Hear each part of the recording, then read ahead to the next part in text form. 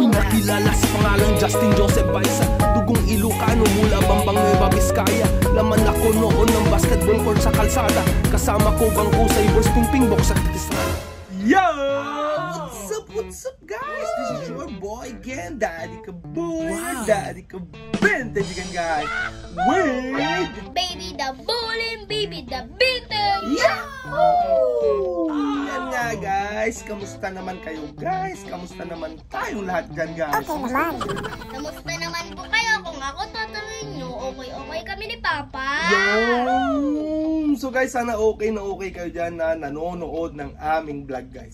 So guys, anak, for today's vlog is i-share natin sa kanila guys. Ito guys is items lang ni Lid guys. Items lang ni Lid. Wala akong items dito pero sasamahan ko daw siya mag-flex sa kanyang hits. Sabi niya, hits ba yun? Opo. Yun, hits na items ni Lid. Ang kwento nito guys is nag-live noon si shout out Sir Mike Joseph Reyes ng The Urban Trip yan. Taga Dubai yan si Sir Mark. Napakabait din yan ni Sir Mark. Nag-live si Sir Mark noon is accidentally lang na nanood doon kasi ang aga niya nag-live noon eh. Parang alas 10 ata yun or alas 9. Eh accidentally naglilinis ako ng bahay. Nag-live siya guys. Is nanood ako. Then binati ko siya, share dan. Sir Mark, ganito ganyan. Yan. Then salamat Justin. Uy. Tol, saglit lang. Sabi niya, baka bagay na bagay ito kay Liit. Sabi niya, guys. Pero si Liit nung tulog pa, guys. Tulog pa. Sabi niya, pinakita niyong items. Ay, naku, saktong-sakto. Obviously na naman, guys, kung anong ipeflex namin na items ni Liit. Guys, ano ba nasa background natin, nak? Michael Jordan. Wow. Scottie Pippen.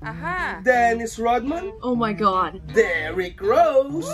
Michael Jordan. Oh, guys, ano pang ine-expect nyo na ipeflex namin ni Lid, guys, na items niya? Obvious na guys. So guys, wag na natin patagalin at gustong gusto ko nang i-flex sa inyo. Actually si Lid pala ang excited guys.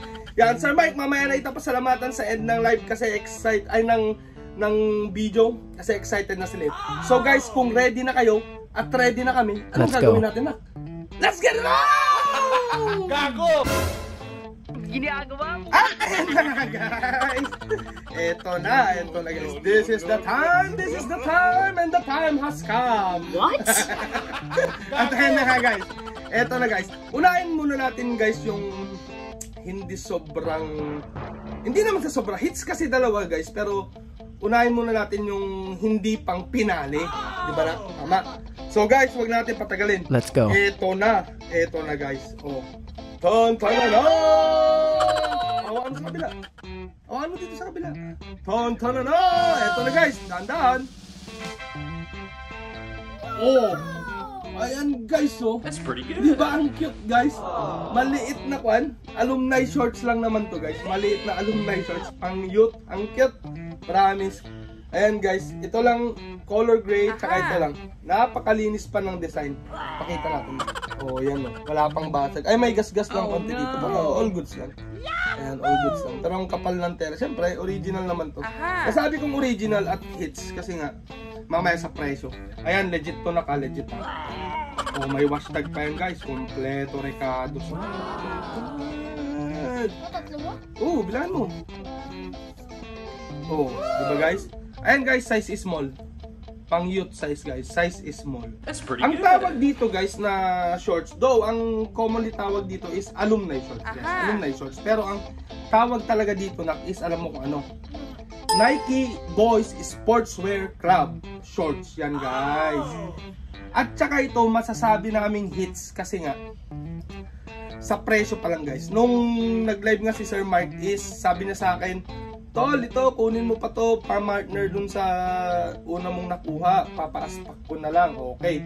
Sige, ito guys is prenesyuhan ni Sir Mark ng 35 dirhams guys. 35 dirhams. Which is okay na yun sa reselling guys. Kasi mura na. Mahal ang brand nyo nito guys. 35 dirhams. Pero sa aspak niya, ang kinalabasan nito guys is binigay lang sa atin ni Tito Mo Mark ng 20 dirhams.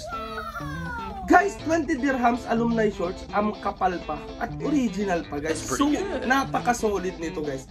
Pero sobrang hits to kasi sinamahan ko si Liit na maghanap sa online kung magkano ang presyohan ng ganito. Is napadpad kami sa eBay guys. Makikita nyo dyan, makikita nila dyan guys sa gilid. Makikita nila. Ipopost natin yung nahanap natin. Excuse me guys, kumain kasi kami ni Liit eh. Ayan.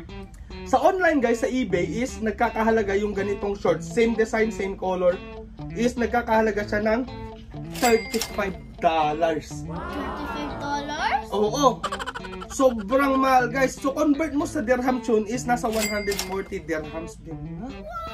Or in pesos is 2,100 pesos! Gago! May muta ka! Oh my God! So guys, hits na. From 140 dirhams, nakuha lang natin ng 20 dirhams to. So, magpasalamat ka kay Tito mo, Mark. Thank you po, Tito Mark, sa short. Sa pahits Napasahit. mo na alumni shorts.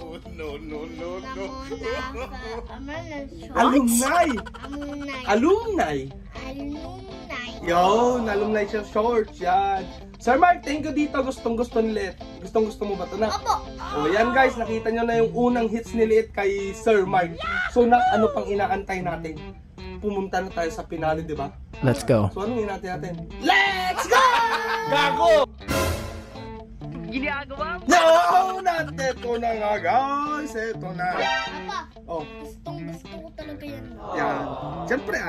Siyempre kasi guys ganito, kung meron akong na-hits, is dapat meron din na-hits si Liit. Ganun lang di ba na? Para partner tayo palagi. Naku, inaantok ang Liit. Oy, antok ikaw? Oh, antok ikaw. Bibilisan na natin para makapag-idlip ka pa tapos magpe-play tayo sa labas. Okay? Ayan. So gustong-gusto mo talaga to. Opo. So hindi na natin sila bibitinin. Hindi na po. Ipakita na natin. Tanggalin mo natin yung hanger garot. What? Eto na guys, ang pang-pinale na hits ni... Nakaw mo dito. Ito na guys, ang pang-pinaling hits ni Liit guys na... Uy, nakita na. Yung kurer lang. Right lang. Ayan guys, ito na. Ton-ton-ano! Oh, di ba? Solid guys. Oh, sa likod naman. Ito na sa likod. Oh, di ba guys? Oh, ito guys is my explanation ito guys sa kung bakit 66 siya. Ayan. So guys, ito is another legit na naman. Though kahit made in China ang tag, pero may wash tag naman siya. That's pretty good. At saka sabi ko nga guys, lahat ng mga manufactured from China is hindi naman lahat guys, is fake guys. Yan, kasi nga karamihan na ngayon ng mga sports apparel is ang mass production nila is sa China guys. Siyempre madaming manpower doon, dami ba naman populasyon doon edi. Doon nila gagawin, na lang naman gawin nila doon sa Alaska or sa North Pole, kukunti lang tao doon. Ganun yun guys. So ayan nga guys, ito ang pang-pinali. Ay my God, ang ganda. Oh, di ba, nak, meron din akong ganitong jersey. Yung binigay ni Mami nung Father's Day, di ba? Oh, tapos meron ka din. Oh, saktong-sakto guys. Partner na naman tayo na. Boom! Walang gas-gas to. Oh, walang gas-gas. Pakita mo. Oh, wala daw gas-gas. Ikaw mag-flex. Malinis na malinis guys, sabi mo. Malinis na malinis guys. Oh, pakita mo, ay laptop mo ha. Oh, that's pretty good. Guys, ito is stitch embroidered tong kanya guys. Si Benny the Bull. Ayan guys, at saka ito din, patch stitch naman to. That's pretty good. Itong spell out na bulls. Then ito is hot print. Ano to? Press printing to. Hot press printing. Yan, parang rubberized siya guys, rubberized. Ayan guys, napaka-solid nito. Ayan guys, ang tag NBA. Size XL pero pang youth size to guys eh. 18 or 20 ang size. Dito kayo sa loob na may mga kwan pa. Ito oh, yan oh. Maliban pa dun oh, mayroon pang etiketa dito guys or hashtag. Ayun oh, mga teams ng NBA na. Ginagawa mo? So legit to guys, legit. Then meron ba siyang jack tag? Walang jack tag guys, walang jack tag sa baba. Pero all goods. Ayan nga guys. Ito is para siyang MLB jersey guys. MLB jersey na. Na pang youth. Bagay na naman to, promise. Ang ganda talaga guys. Ito guys is hindi lang lapat pero all goods lang yan. Nakikita naman yan. Ayan o. Oh, diba? That's pretty Bulls. good. Bulls, diba guys? Ito guys, ang tawag dito is simple as Chicago Bulls NBA MLB jersey guys. Yan. So guys, ito is merong explanation kung bakit number 66 yung number sa jersey guys. Ito is isang trivia guys. Ang trivia dito guys is kaya number 66 guys is nag-base sila sa year kung kailan na found or na establish ang Chicago Bulls. Oh my which God. is of course 1966. Pero to be specific guys, ang year na na-establish ang team na Chicago Bulls is noong January 16, 1966. Kaya 66 yung number dyan sa likod, guys. Yun ang trivia dun, guys. Yun ang rationale kung ba't number 66 ang number nitong jersey na to, guys.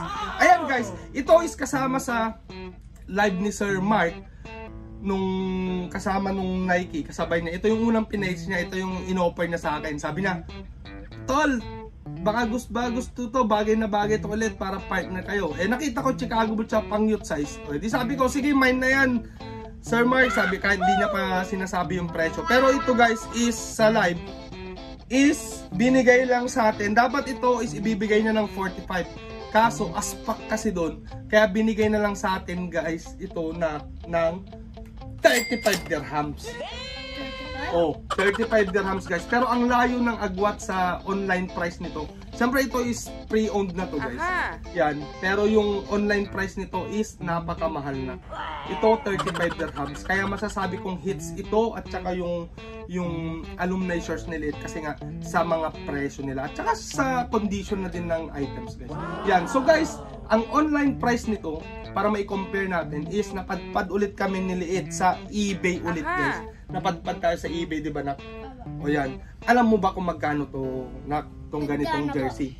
Ang ganitong jersey sa eBay is nagkakahalaga siya ng $30. Oo. In dirhams, di 120 dirhams. 120? Oo. So guys, hits na from 35 ay from 120. Nakuha lang natin ng 35 dirhams. Wala pa lang karan-ran to guys. Ang linis ng tela nito. Really, Nick? Ang linis ng tela nito, promise guys. Ayan, walang ka-issue din ito. Ayan guys, 120 dirhams or in pesos is nasa 1,800 pesos din guys. Huwag ka malikot anak. Likot-likot naman ikaw. Eh bakit ganun tayo dito sa vlog natin. Ayan guys, 1,800 pesos to guys. Yan, so guys, masasabi kong hits kasi nga yung alumni shorts is nasa 140 dirhams. Ito is nasa 120 dirhams. In total is 260 dirhams guys. Eh yung hits price natin, ang total is nasa 55 dirhams lang guys. Oh, di nakasave tayo guys ng 825 dirhams. What? Or tama ba? Ay hindi pala. Nakasave tayo ng 3,075 pesos guys sa dalawa. Imagine nyo, kaya super hits to. Ito is bagay na bagay, tsaka kasyang-kasya. Suwat mo nga ito na. Let's go. Tayo. Please. Patong mo na. Tanggal mo yung sombrero. Oh, yan. Sobrang saktong-sakto kay liit to guys. Oh, diba? Oh. Solid, diba na? That's pretty good. Oh, ganda. Ayan, so ito nga guys, nakita nyo na ang bagong hits ni Liit, ang alumni shorts at ang Chicago Bulls na baseball jersey guys. Yan, so ito is i-grab ko na naman na magpasalamat sa nagpahit sa amin. Shout out Sir Mark Joseph Reyes ng The Urban Trip. Sobrang solid na ni Sir Mark, napakabait, na-meet ko na din yan. Napakabait, malumanay din magsalita yan. Tsaka nagbibigay talaga yan ng item sa amin guys. Maraming salamat Sir Mark at more sales sa'yo and God bless your sales always. Ayan, magpasalamat ka din kay Tito mo Mark na. Thank you po Tito Mark sa shorts at baseball jersey na gustong gusto ko. Sabi na na gusto ko po. Yun! At ayan nga guys, maraming salamat Sir Mark. Saludo sa'yo, saludo sa Urban Trip. Ayan, so guys, puputulin na namin dito ni Liit at iidlip ka pa kasi inaantok ka, diba? Oh, yan guys. So guys, puputulin na namin dito ni Liit, pero hindi namin makakalimutan na magpasalamat sa inyo sa lahat ng mga subscribers tsaka non-subscribers guys. At tsaka syempre guys, iniimbitahan na naman namin kayo ni Liit kung bago ka lang dito sa YouTube channel ni Papa na JJB KIB. is wag mong kakalimutan mag-subscribe. Yan. At syempre guys, click the notification bell so that you won't miss my upcoming videos guys, and like the video if you enjoyed watching it guys, and don't forget to share it to your friends and relatives guys. Ayan nga guys, so magpapaalam na kami at iitlip pa si Liit guys, at lalabas kami, pupunta kami sa park mamaya. Let's go. So guys, here's your boy Daddy Kabulin, your Daddy Ka Vintage with Baby the Bully, Baby the Vintage. saying till next time, peace out, bye bye.